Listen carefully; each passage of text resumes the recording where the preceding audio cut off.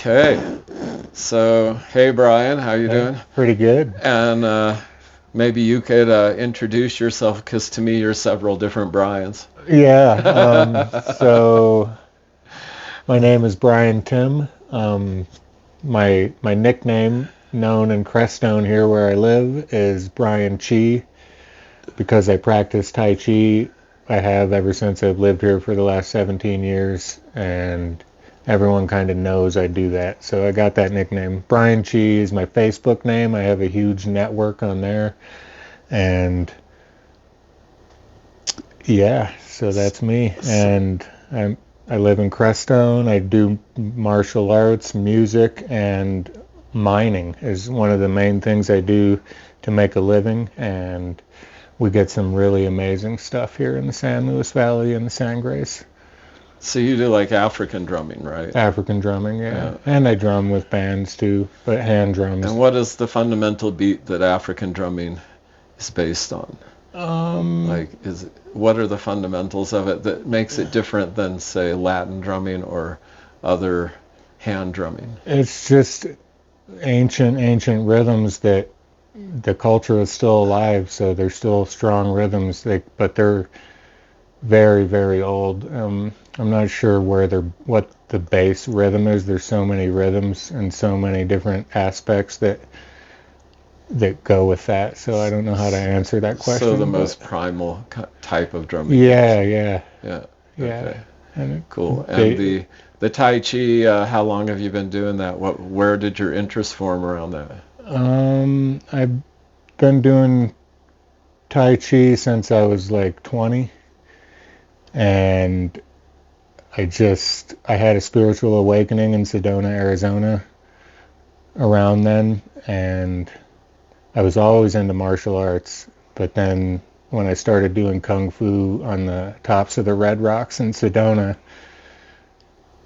I took a Tai Chi class while I was there too, and it just sparked in me, and I just stuck with it. Started teaching what I knew of it, and then I found a real teacher, and it's been really amazing. And he lives here now too, Bill Smith. He's my Tai Chi instructor, has been for quite a few years, like 15 years, and it's just, I love it because it's just helped me in all walks of life, for my mental health, my physical health, just my chi flow, and my personality. It's just been great for it all. So yeah, I need some stabilizing elements too. We're gonna introduce Christopher he's kind of in the background here.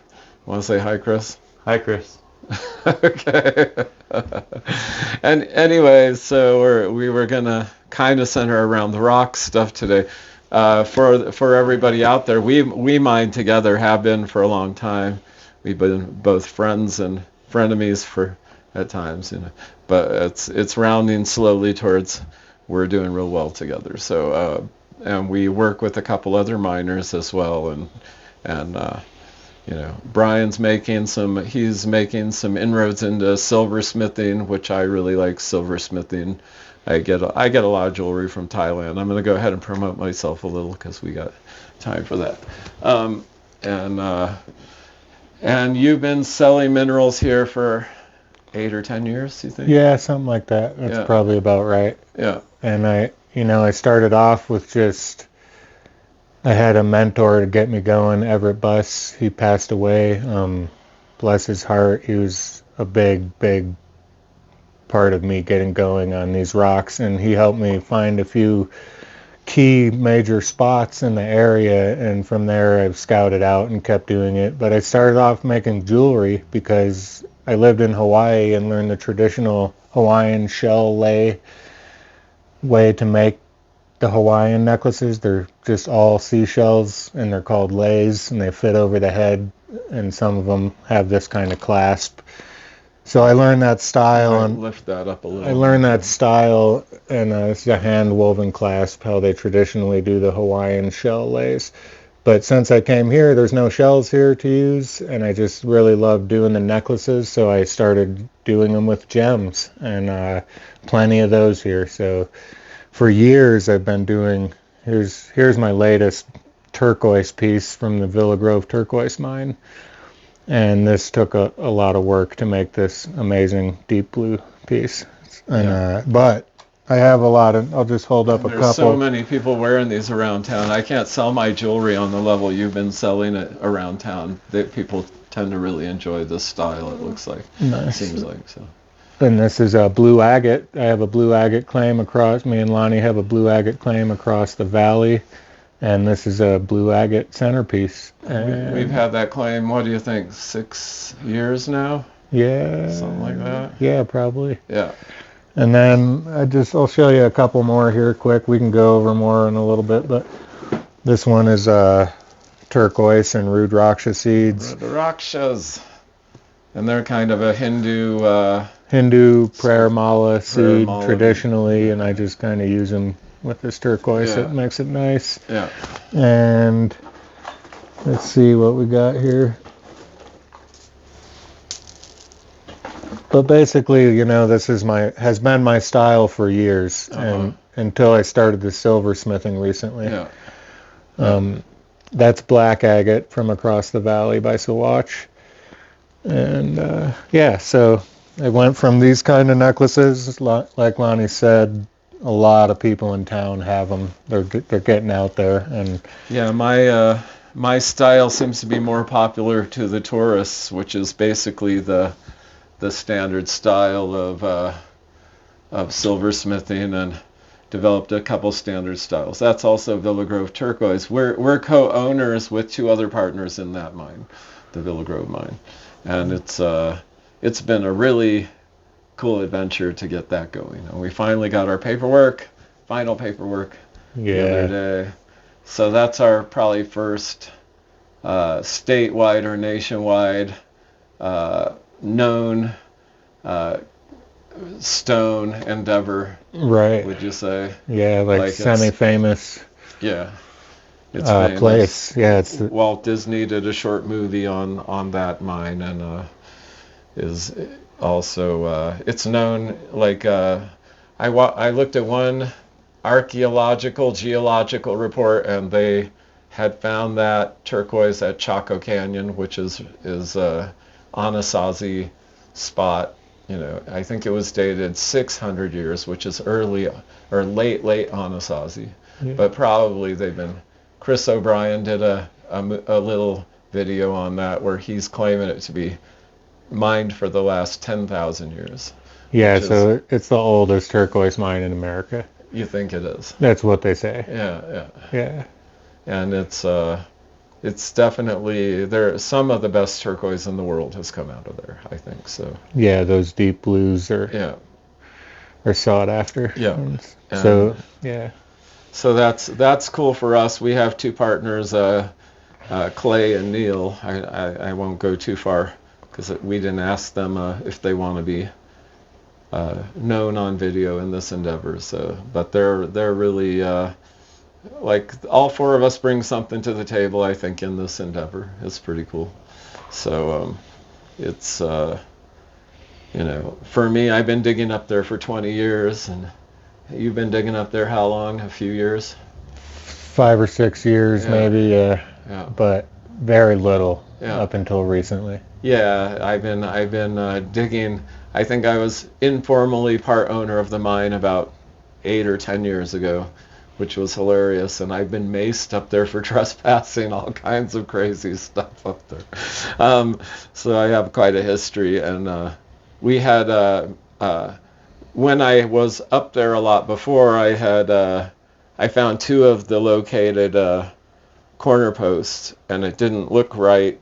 There was a supposed owner of the mine, but we had gone. Then this last year, 2023, I had gone up and found one of the other corners and realized that the whole mine was open for claim.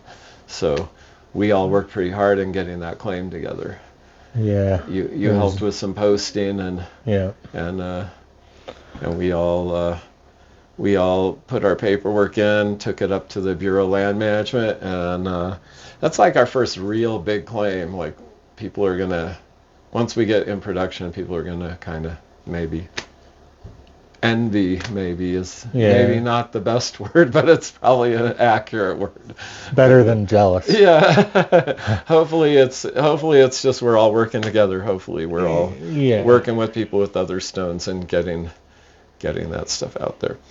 So and what do you have some blue agate to show us? Not much with me, but here's a pendant I made. Pardon the dirty fingers here. Been working. He's a working man. So there's a blue agate that I set in silver. I'm just beginning silversmithing, so I was kind of going to continue. I went from my necklaces to silversmithing just recently. I have a good silversmithing teacher, Shano Kelly. He's amazing. Very grateful for that brother. And he got me going on silversmithing and got me all the tools I needed. With the help of my other friend Wade, they just like chipped in and helped me get going on silversmithing. So this is my next venture with my minerals of the San Luis Valley and beyond. And but yeah, here's a nice blue agate. This is a pretty nice one. I'll show it again. Yeah, that looks pretty visible. I think we can see that. And show us that Del Norte piece again. And here's a Del Norte piece. If you can get, I don't know if the light's catching it. Yeah, the light's catching it. See the nice world-class plumes from Del Norte. Yeah. So we get some of the world-class stuff here. Yeah. And we're trying to get it out there known. And that stuff's found up. Is like I think this design in an agate is found up as far as maybe Montana and definitely as it. West Texas. I think West Texas also finds some of these, but these are the world-class ones. And the blues are very hard to find in agate, from what I understand. So, and we've been mining up there for, I might have said before, but God, it seems like about 10 years now. Yeah, it's been a while. I kind of lost count. But and some of the amazing blues. One of the first ones we got. Yeah.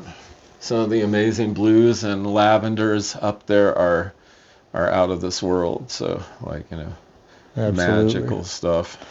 Absolutely. And let's see what else you got up here. Yeah, and I have pictures on my Facebook page of lots of blue agate too. Yeah, so if maybe anybody you could wants just show to us see some of the copper pieces one at a time. Here. Okay, so I'll get some video of the flats. So we also get this local native copper, and it's got cuprite and malachite. And there's one with just the cuprite and malachite. Very beautiful, as you can see. Yeah, you could bring that a little closer to the lens. Yeah, I think that's about right, because your clothes are also green, so you're going to have to... Okay. Yeah, so there's cuprite and copper in there. Cuprite is, I think, about 90% copper, and it turns red. And this cuprite will tend to turn like purple. Right. It goes everywhere from kind of black, shiny to purple to gray to red, and it'll change in different lights, from my opinion. And then come out as native copper like this. Yeah, super nice. Can you see that copper? Yeah, I can see it. Yeah. Okay. Yeah, you can bring it back a little because it's out of focus. Yeah. So that's native copper out of the ground, which is it's a pretty rare find, And here's another nice one.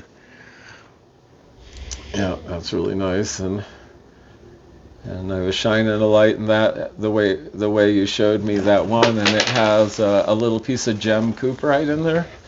Oh yeah. Yeah, a little red sparkle. I'll have to find that stone in a minute. Yeah, I don't know if we can get it on the camera, but yeah, we won't get the red sparkle on here with this lighting. The piece. Yeah, but there's some nice plume of native copper on there, and underneath one of those plume arms of copper, there is a fire gem cuprite bit that shines out when you get a bright light on it, but I don't think that's going to happen in this lighting. Right. But so yeah, that's some of the copper. Malachite too. It just sometimes comes out as malachite. And I was calling malachite an oxide of copper, but I was corrected by a geologist saying it's a hydroxide, which means there's water in it probably, or something like hydrogen. But I think hydroxide is still oxide. Yeah. So a copper oxide, which means basically the copper gets exposed to air in some sense, and then that turns green, just like if you were wearing a copper ring, it would turn your finger green. So Right. copper oxides include malachite, chrysocolla, turquoise has some copper oxide in it, and some other stones I'm not sure, but we end up learning a lot of geology along the way. Yep. So I don't want to run through things too fast. So what else do we go hunting for? Let's see. We got the Del Norte plume agate, the blue agate. We get the copper, the turquoise, and fluorite is another one.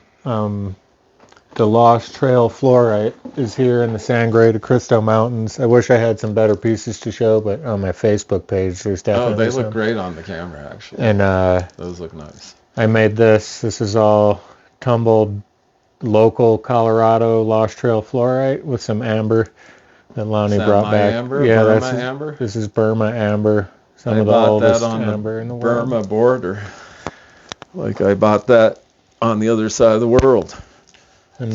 And so our friend owns the fluorite mine. Yeah. And so from time to time we get up some good stuff up there. Yeah, some really good stuff. Yeah, and then we're digging some petrified wood. Petrified wood. I don't have any of that to show on me, but yeah, there's good petrified wood spots around. Sometimes you get opalized wood. Depends on where you go. Sometimes opalized, a little bit of agatized. Yeah. A lot of jasper stuff. It's all silicate, so it's all turned to glass at this point. Yeah, and it's one of my favorite things to find because it's just walking the land, and something about digging up those petrified chunks is magical, and it just really gives you a good energetic feeling of nostalgia. For me, that's what I get. I don't know why, but I love it. And there's a lot of the native presence around that petrified wood for sure. And in most places we dig, there's a lot of Native American chips around and lots of stuff like that. You can see some tools laying around here and there, and like mostly primitive tools. Once in a while, a really pretty one. And you got a pretty good bottle collection too. Yep, get some old bottles in the mix. That's nice. So we get some minor activity. Just some of their trash that now is some of it's valuable, and so it's a pretty broad experience in the mountains here. We're off trail almost, in fact, every step of the way. I would say we never really hit a trail. No. Yeah. So we're going where people don't go. Yeah. And I would say I only run into maybe 2 or 3 people a year out there in that open land. And it's usually ranchers or hunters. Yeah. Someone walking their dog that lives like 3 miles away or something. Yeah. But yeah. Maybe a couple of 4-wheelers or something like that coming through where we're mining or something. But yeah, I would just like to add that part of the reason we can do this is because we're in a very amazing geologically unique area. La Garita Caldera is across the valley in the San Juans by Saguache. It just spans the entire length of the valley and beyond into New Mexico, the extent of the whole caldera. It's the biggest ancient supervolcano caldera, and it's dormant, but in the world. It's the biggest one ever. The most violent volcanic explosion ever known is the La Garita Caldera. So it's kind of like anything can happen over there, so who knows what we still have yet to find. And then the Sangre is on a major fault line. Like, we are actually sitting right here on a gigantic fault line. So these are very young mountains, and they just pushed up, and it's just a big fault line. So there's a lot of geology here going on too, and that's a whole nother topic. But yeah, we've got the fluorite on this side in the pushed up zone, and we've got in the La Garita Caldera, we're basically running into quite a bit of agate, opal, and jasper. And I'm guessing, okay, I have some geology behind me, but from what I see of the petrified wood, There's some driftwood in that, water edged wood. Absolutely. You can see, and there's some the volcanic activity all around. Now, I think you and I have been told this was we're sitting here on a inland sea that drained like 30 million years ago. Yeah. Does that sound right to you? It does. 30, 40. Yeah, it does sound right. Yeah. So basically, we've got the petrified wood. That explosion of this caldera was also about 30 million years ago, from what I recall. And I'm kind of guessing maybe that the violent explosion and the ash, with some maybe wood that was at the bottom of lakes, got covered over and slowly replaced by silica. That's sort of the way I imagine it to have happened. Nice. Like the whole explosion is what caused that watery wood to be covered over and slowly get replaced by silica. Right, that makes sense. The inland sea probably ended right about there. It was on the edge of the shore because it's higher up, and probably just a thought, but it's kind of fun to think about. Yeah, it's kind of hard to conceive of how it actually looked and happened. Also, so in between the Sangre to Cristo Mountains, where we're sitting right now, and the La Garita Caldera is the San Luis Valley, and it's also the largest alpine desert valley in the country. Yeah, it's one of the highest valleys in the world. Or in the world, right? Yeah. Highest alpine valleys in the world. Yeah. And like, yeah, we're also over several of the largest aquifers in the country. Right. And so really this valley is basically water and gravel. And then there's a few fault lines that run down the middle of it.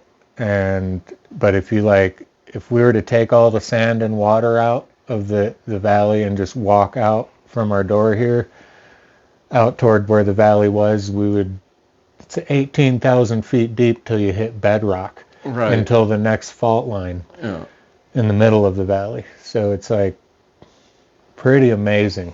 And geothermal water as well included in the... We're surrounded by hot springs. So it's really profound place to be and get minerals. Yeah. Also in the middle of nowhere, so it isn't for everybody. It's cold up here. A little bit hard life. You got to be mountainy to begin with. Yeah. Hour away from any Walmart. Yeah. So and we've been digging this rhodochrosite. I might as well show it off while we're here, because you've got a fair amount of this too. Yeah, I didn't bring any today, but yeah. This piece is rhodochrosite, quartz, silver ore, and it's a real pretty piece. I love that piece. Yeah.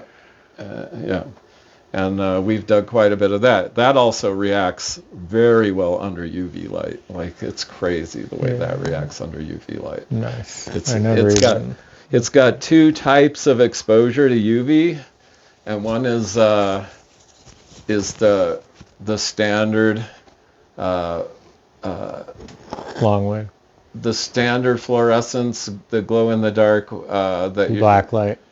Well, it's like it glows in the dark. When you remove the black light, it stays glowing for like 3 to 5 seconds. Phosphorescent. And then it's got the standard UV fluorescence of different colors. So it's probably in the top 5% of UV light stones, and I haven't shown you that yet.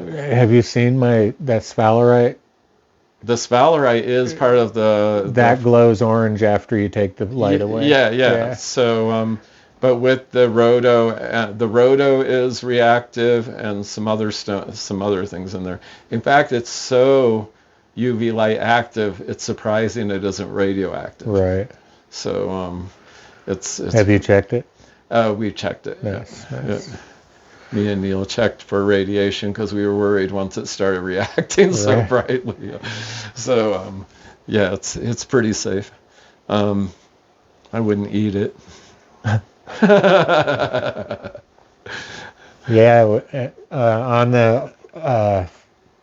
UV reactive note. We also find hyalite opal here or over by Sawatch, and that's pretty awesome too. Yeah. And that's UV reactive. Kind of a huge abundance of different minerals up here. What else do we think we're finding up here? I mean, the rhodochrosite has to have some silver in it. Yeah. I mean, let's see, there's the unakite on this mountain. Found a fair amount of unakite up there. The Crestone gold ore, I like to call it. It was the ore they mined back in the day. It's got a lot of metal in it, chalcopyrite and marcasite showing, and it's kind of a mineral conglomerate, quartz ore. But it shows a lot of malachite and chrysocolla or turquoise. I'm having trouble deciding which one. I think a little of everything in some pieces, but I wish I had a piece of that. My ring here I made out of that, so you could see that. Yeah. Is that coming in? It's yeah, it is. It's pretty good. Don't get too close because it'll go out of focus. But so that's been really fun. Yep, and then there's some of the similar stuff from Sawatch that somebody else found, but so yeah, it goes on and on. We have the Crestone conglomerate here. That's like known kind of more mainstream in the rock world anyway. About this area anyway, the conglomerate, that it's just a beautiful stone that's all over right here by where we live. That's all different minerals that have been basically cemented together by Mother Nature through violent uproaring of mountains. And have you made some jewelry out of that? No, I've carved like some hearts and stuff, and I guess I made one cabochon once. I've made quite a few. Yeah, I know. They sell mediocre, okay. Nice. Like, pretty good. Nice. And the Earth She Dreams, that's a claim of mine, and it's a little lapsed. I'm gonna get it probably fixed up in the next month. Get it reworked. And that's multicolored jasper. Amazing stuff. Like, yeah, that's pretty beautiful. The reason I call it Earth She Dreams is because once in a while it'll pop out blobs of multicolored stuff, and then once in a while it'll pop out like something that looks like nature or mountains or stuff like that. And it's all really pretty cool.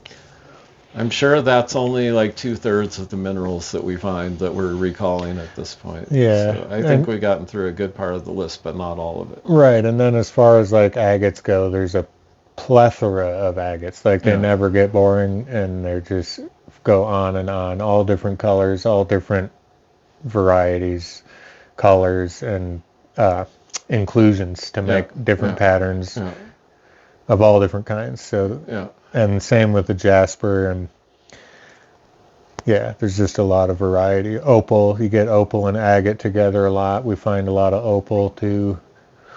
There's Apache tears. Have you gotten Apache tears yourself up at Cochetope? Yep, gotten those. That's really nice. And then there's the mahogany obsidian that's not great quality, but it's all over where we're digging for the most part. Once in a while you get a good piece, but we kind of put it in the yard. It's very pretty decorative yard rock. And lots of geodes. Lots of geodes. Thunder eggs, geodes. Yeah. Full of either agate or quartz. Yeah. And, opal sometimes. And I'm sure there's some other stuff, because the list goes on and on of the cool things we find. So these mountains are just very sparsely populated. No one really wants to even come this far for rock hounding for the most part. Right. Because we're in the middle of nowhere. Yeah. As far as Colorado goes. Right. And so we pretty much got the run of the place for now. And there's a big agate sitting on the table here. I won't pick it up, but it's right next to the camera.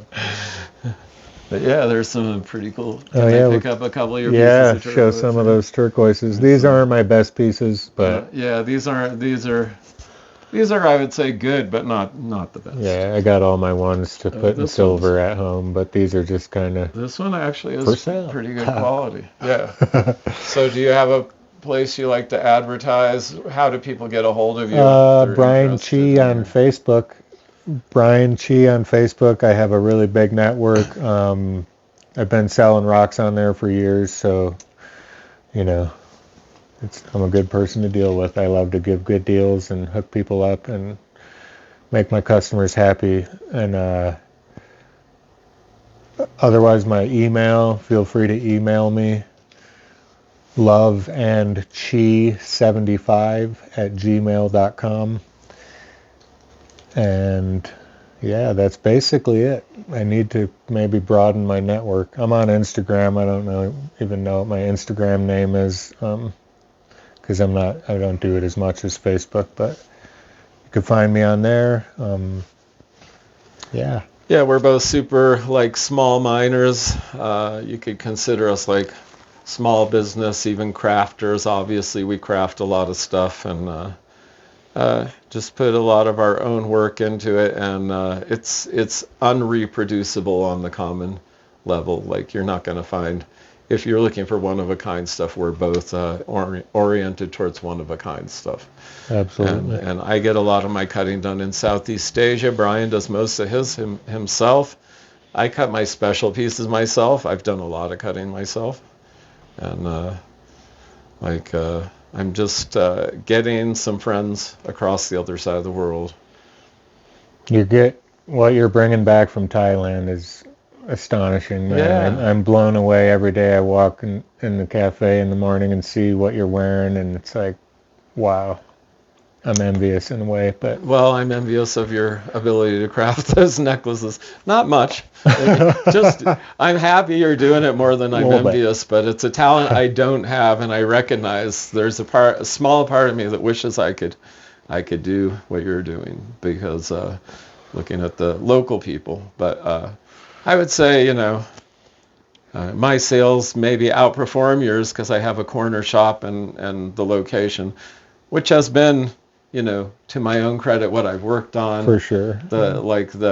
My orientation, seeing this town develop, I found the spot, and that was calculated. Yeah. So that's something I've done well, but And I think the way how we do it differently works perfect. Yeah, working together in the same town and having the same material. So it's we're in a small town, so we could be competing our asses off with each other. Right, but it's not really that way, which is good. Yeah.